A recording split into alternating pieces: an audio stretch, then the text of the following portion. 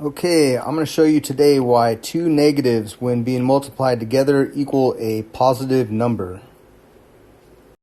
Okay, to do this, first thing we're going to do is assume that there are negative numbers, and we're also going to assume that they can be multiplied together.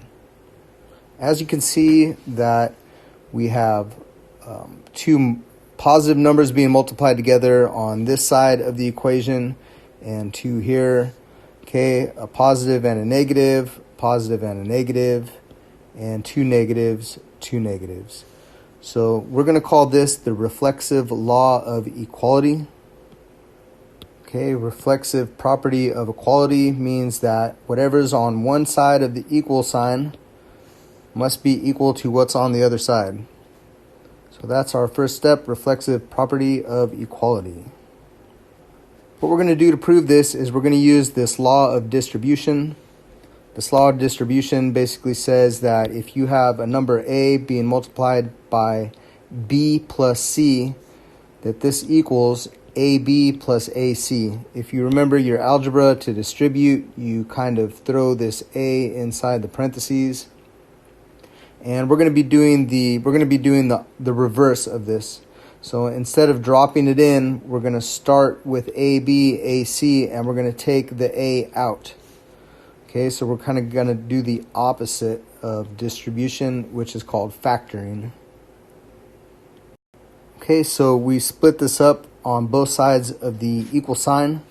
On the left, we're going to say that A equals 4, B equals 5, C equals negative 5.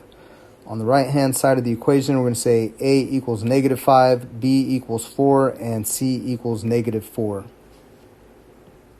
Okay, this is what it looks like when I factor those numbers out. So in this example, on the left-hand side, I said A equals 4. So I pulled that 4 out, I factored it out, and this is what I get. So if I distributed that 4 back in, I would have this up here. So I factored that 4 out. Over here on the right-hand side, I factored out the negative 5, okay? A, in this case, on this side of the equation is negative 5. So after factoring, this is what I'm left with on the left, and this is what I'm left with on the right. Okay, next step, we just do arithmetic. So now I have 4 times 0 plus negative 4 times negative 5.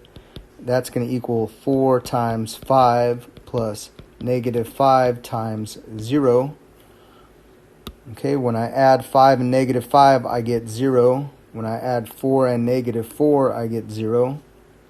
Now, anything multiplied by 0 equals 0. So these are now self-canceling. And what I'm left with is negative 4 times negative 5 equals 4 times 5. 4 times 5, as we know, is 20. So this is kind of how it works out to multiply two negative numbers together. Two negative numbers being multiplied together equal a positive number.